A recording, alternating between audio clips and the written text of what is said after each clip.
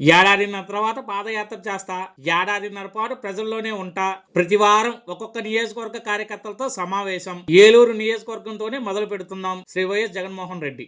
జగన్మోహన్ రెడ్డి గారు, ప్రజలు మీ ఓదార్పు యాత్ర చూశారు, పరామర్శ యాత్ర చూశారు, పాదయాత్ర చూశారు. కానీ ప్రజలు మీ దగ్గర నుంచి ఆశిస్తుంది అభివృద్ధి యాత్ర. అది మీకు అసాధ్యమైన యాత్ర. మీకు నిజంగా ప్రజలన్నా ప్రజా సమస్యలన్నా అంత ప్రేమే ఉంటే మీరు ప్రజా సమస్యల పట్ల ప్రభుత్వాన్ని అసెంబ్లీలో నిలదీయాలి. కానీ మీరు అసెంబ్లీకి ఎందుకు వెళ్ళలేదు? ప్రజల మీద కోపమా?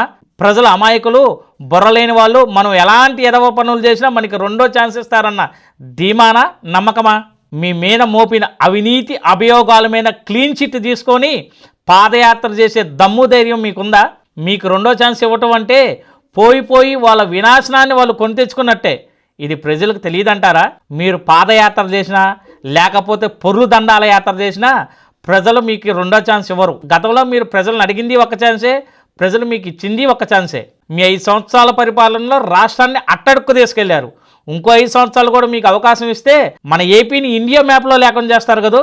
అయినా ఏడాదిన్నర తర్వాత పాదయాత్ర చేస్తామంటున్నారు. అంటే ఇప్పుడు ఏపీలో ప్రజా సమస్యలు ఏమి లేవనా దాని అర్థం?